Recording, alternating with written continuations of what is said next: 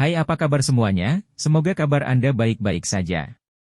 Terima kasih karena sudah memberikan support dan juga kesetiaan Anda untuk membangun channel Codot Film. Yuk kita lanjutkan alur ceritanya, sambil siapin kopi dan cemilan, setting suara volume full. Gasken. Perbaikan pertama. Di dalam gua yang sempit, api di dalam kuali menebarkan bayangan ke dinding gua, menciptakan bayangan dari taring dan cakar binatang buas yang menari. Xiao Yan terkonsentrasi dengan setiap serat keberadaannya saat dia menyaksikan nyala api yang bergelombang dengan penuh perhatian, wajahnya yang pucat dilumuri butiran keringat. Memurnikan obat untuk waktu yang lama adalah tugas yang menghabiskan banyak douki. Karena metode Qi Xiao Yan adalah Shuan rendah peringkat terendah, fondasi Qi dan daya tahannya bukanlah hal yang istimewa. Jadi bukan tugas yang mudah baginya untuk bertahan selama hampir 2 jam di depan kuali.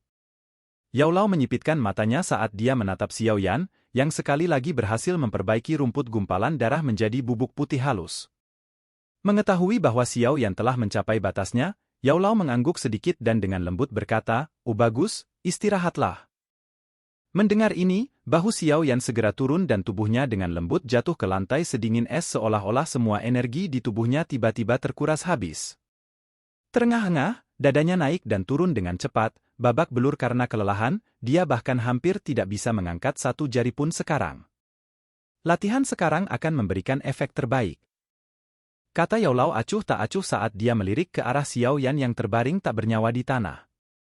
Kemalasan dan ketekunan bentrok di hati sesaat sebelum Xiao Yan secara internal melolong kesedihan saat dia tidak mau duduk. Tangannya yang gemetar membentuk segel pelatihan saat dia perlahan menutup matanya.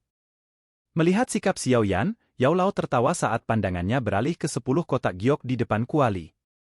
Kasus-kasus ini diisi sampai penuh dengan bubuk putih pucat yang dimurnikan dari blood clot grass dan merupakan hasil dari upaya Xiao Yan. Dari kiri ke kanan, warna bubuk putih pucat menjadi lebih kaya dan kaya sampai kasus terakhir, di mana warna bedak hampir mencapai putih bersih. Menatap peningkatan yang sangat jelas ini, Yao Lao merasa terkejut saat dia menganggukkan kepalanya setuju, di dalam hatinya dia sekali lagi memuji persepsi spiritual Xiao Yan yang luar biasa. Dia melirik Xiao Yan yang saat ini sedang memulihkan doukinya sebelum duduk bersila di dinding batu, dengan santai menutup matanya untuk memulihkan diri. Xiao Yan hanya menyempurnakan jenis bahan pertama, masih ada 2 jenis lagi yang menunggunya untuk berlatih perlahan. Setelah berlatih dengan mata tertutup selama hampir 1 jam, siklon Qi dalam tubuh Xiao Yan sekali lagi memancarkan cahaya terang setelah sebelumnya menjadi gelap karena penipisan douki sebelumnya. Terlebih lagi, kecerahan kali ini tampak sedikit lebih jelas daripada beberapa jam sebelumnya. Secara bertahap membuka matanya, perasaan tidak berdaya dari sebelumnya telah mundur lebih dari setengahnya. Meregangkan lehernya, suara retakan membuat Xiao Yan menghela nafas bahagia. Selesai berlatih? Lanjutkan. Yao Lao tersenyum sambil membuka matanya untuk melihat Xiao Yan yang sekarang hidup. Tertawa pahit saat menggelengkan kepalanya, Xiao Yan yang telah mengalami proses alkimia yang menyakitkan akhirnya mengerti bahwa dia telah ditipu oleh Yao Lao. Ketika Yao Lao sebelumnya melakukan alkimia, yang dia lakukan hanyalah memutar-mutar tangannya saat dia menyempurnakan bahan untuk membuat ramuan yang membuat orang gila. Proses mencari yang sederhana ini meninggalkan kesan yang kuat di benak Xiao Yan bahwa alkimia itu sangat mudah. Namun sekarang Xiao Yan telah mencobanya secara pribadi, dia sekarang tahu bahwa alkimia lebih sulit daripada menjadi penambang. Pemahaman ini datang terlambat, sehingga Xiao Yan hanya bisa menghela nafas saat dia sekali lagi duduk di depan kuali dan mulai memurnikan esensi dari 2 jenis bahan medis lainnya. Dilengkapi dengan pengalaman sebelumnya dalam memurnikan rumput gumpalan darah, Xiao Yan, kali ini jelas jauh lebih santai dari sebelumnya. Setelah membakar 8 buah hidup dan 10 bunga poppy, akhirnya dia berhasil mengekstrak komponen yang dibutuhkan untuk membuat obat penyembuh. Dari buah hidup, kernel yang hampir seluruhnya hitam dan kecil diperoleh. Kernel ini memiliki efek meningkatkan sirkulasi darah.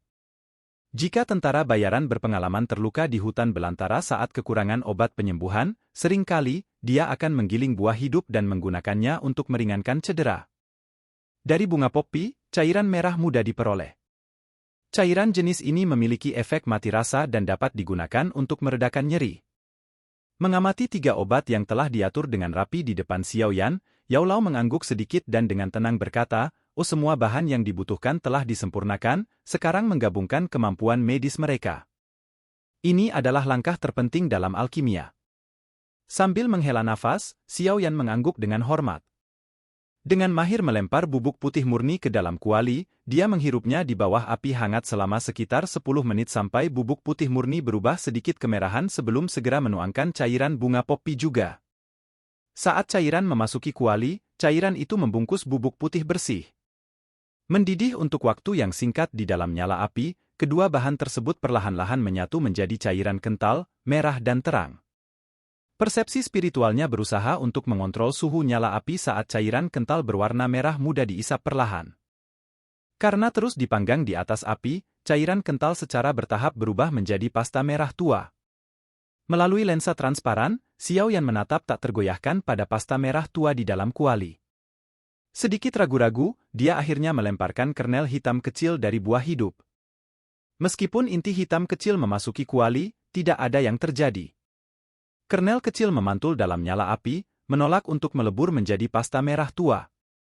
Bahan yang berbeda memiliki ketahanan yang berbeda terhadap suhu, jadi Anda perlu mempelajari cara mengontrol suhu bagian manapun dari nyala api. Di daerah yang membutuhkan suhu rendah, kamu harus menekan apinya, sementara di daerah yang membutuhkan suhu tinggi, kamu harus melonggarkan kendali untuk meningkatkan suhu nyala api. Yao Lao memberi ceramah sambil menatap Xiao Yan yang berkeringat dalam kekhawatiran. Xiao Yan menjilat bibir keringnya saat dia mengangguk.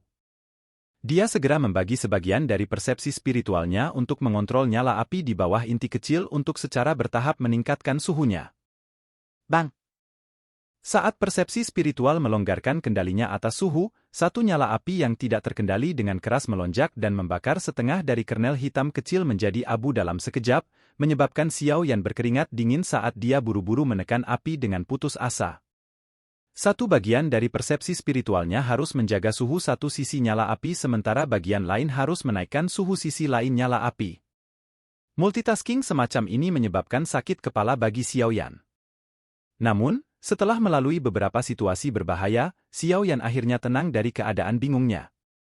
Dia menyeka keringat yang terkumpul di dahinya saat dia menghela nafas dalam-dalam sebelum memusatkan sisa doukinya ke outlet api. Di dalam kuali, kernel hitam kecil itu tidak bisa lagi menahannya dan akhirnya pecah di bawah suhu nyala api yang meningkat. Bubuk hitam pekat halus secara bertahap mengapung menjadi pasta merah muda dan mewarnai pasta dengan warna yang lebih gelap.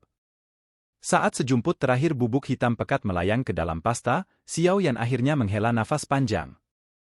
Tangannya perlahan-lahan lepas dari lubang api dan nyala api di dalam kuali secara bertahap mereda.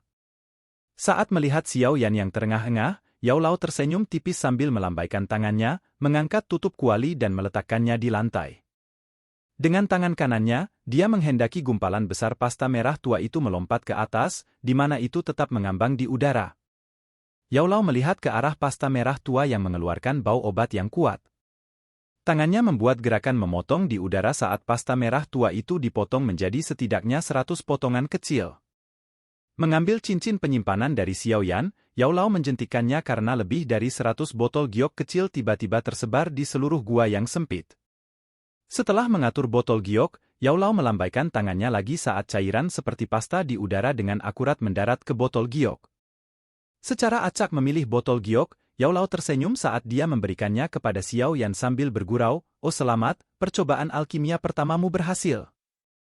Dengan tidak sabar menerima botol batu giok itu, Xiao Yan menatap cairan merah-merah yang sedikit tidak murni di dalam hatinya sementara perasaan senang dan bangga membuncah di hatinya. "Haha, mulai saat ini, aku juga bisa dianggap sebagai seorang alkemis. Silakan pergi ke..." Oke guys, jangan lupa like, comment, share, and subscribe di channel Codot Film. See you next video, peace out and bye-bye.